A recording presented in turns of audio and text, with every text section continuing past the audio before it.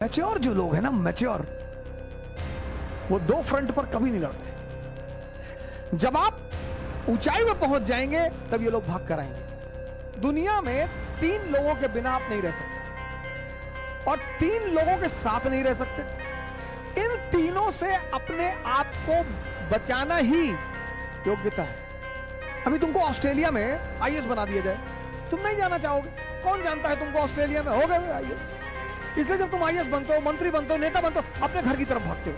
मकान बनवाते हैं गांव में 2 बीघे में, हाँ बड़ा मकान, बड़ी बड़ी दीवारें और करीब 1 बीघे में मकान और ट्रैक्टर खड़ा हुआ है। क्यों? क्योंकि वो जो पट्टीदार हैं आपके, वो डेली उस मकान से गुजरेंगे और डेली मरेंगे। एक दिन बारिश हो रही थी वृंदावन में और कृष्ण ने गोवर्धन पर्वत उठा लिया उंगली पर। डिमॉन्स्ट्रेशन ऑफ पावर, शक्ति का प्रदर्शन।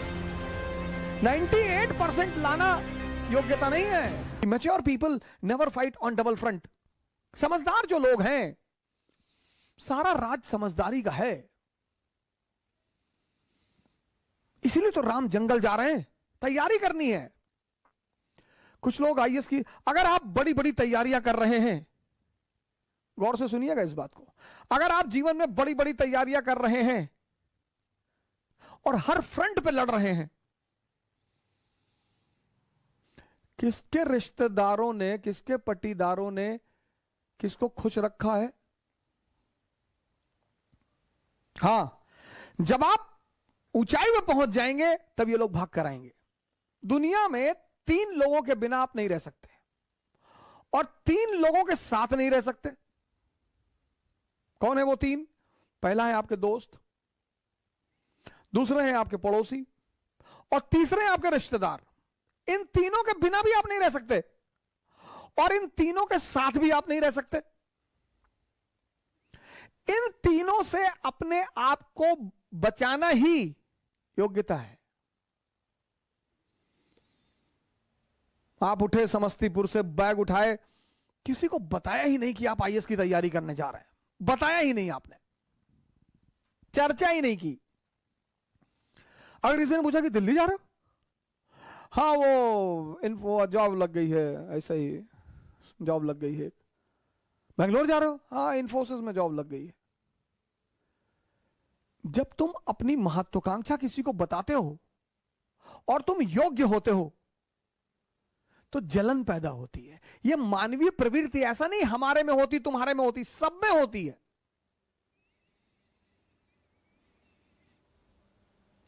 सब में। अभी तुमको ऑस्ट्रेलिया में आईएएस बना दिया जाए, तुम नहीं जाना चाहोगे। कौन जानता है तुमको ऑस्ट्रेलिया में हो गए आईएएस। इसलिए जब तुम आईएएस बनते हो, मंत्री बनते हो, नेता बनते हो, अपने घर की तरफ भागते हो। जितने लोग बंबई में कमाते, दुबई में कमाते, कमा वहां रहे हैं, मकान बनवाते हैं गांव में 2 बीघे में, हाँ बड़ा मकान, बड़ी बड़ी दीवारें और करीब 1 बीघे में मकान और ट्रैक्टर खड़ा हुआ है। क्यों? क्योंकि वो जो पट्टीदार हैं आपके, वो डेली उस मकान से गुजरेंगे और डेली मरेंगे। उसका मजा है सर। दूसरे को क्या दिखाना सर। अब आप गोरखपुर से गए, सेटल हो गए बंबई में, कौन जानता है आपको बंबई में, लेकिन बैजूडीहा गांव के आप रहने वाले हैं। वही के लोगों ने आपको गाली दी है बचपन में, चुनौतियां दी हैं, आपको ताना मारा है कि कुछ नहीं कर पाओगे, तो आपने 3 बीघे में मकान बनवाया गांव में। कोई नहीं रहता, कोई रहता ही नहीं, इतना बड़ा ताला लटका है। लेकिन पूरा गांव जब उस मकान से सामने से गुजरेगा तो डेली मरेगा कि बहुत पैसा सुकलवा कमाए, तस्करी उस्करी करता होगा। दुनिया में तुम 3 लोगों के बिना नहीं जी सकते और तुम 3 लोगों के साथ नहीं जी सकते। इनको अपनी महत्वाकांक्षा कभी मत बताओ। अगर तुम योग्य हो, ये तुमसे चिढ़ेंगे। कृष्ण को देखो, बलराम मजाक उड़ाते, सगे भाई हैं। गोरे नंद जसोदा गोरी, तुम कत श्याम शरीर। तुम्हारी मां भी गोरी, तुम्हारे पापा भी गोरे, तुम काले हो, तुम इनके बेटे हो ही नहीं।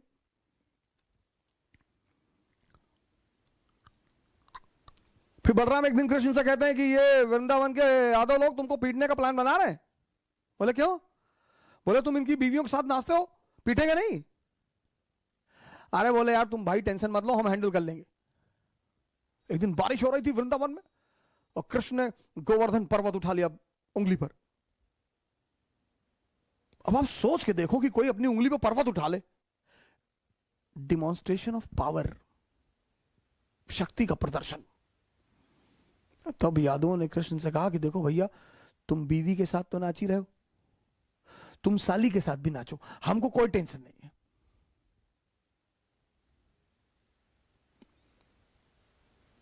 जीवन में तुम्हारी योग्यता तुम्हारी सबसे बड़ी दुश्मन होगी, उसको छिपाना है। 98% लाना योग्यता नहीं है। वो सेल टैक्स कमिश्नर थे लखनऊ में, सुसाइड कर लिया 2-3 दिन पहले की बात है।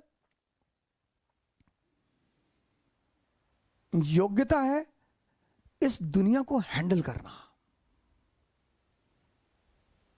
एक साहब है हमारे मित्र, कहते हैं तुम नौजवान क्रांति चला के सबको बचा लोगे। हमने कहा हम तो बचा लेंगे।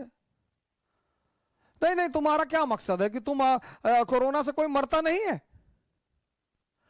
कि मरते तो लोग टिटनेस से भी हैं। मरने का क्या है? शुगर ज्यादा बढ़ जाए आदमी मर जाए, दूध ज्यादा पी ले डायरिया हो जाए मर जाए। मौत को तो बहाना मांगना है ना, उसे तो बहाना चाहिए। जो बड़ी क्रॉनिक बीमारियां हैं, कैंसर, बड़े सारे लोगों को मैं जानता हूं 10-10 साल से जिंदा है, कुछ नहीं हो रहा है।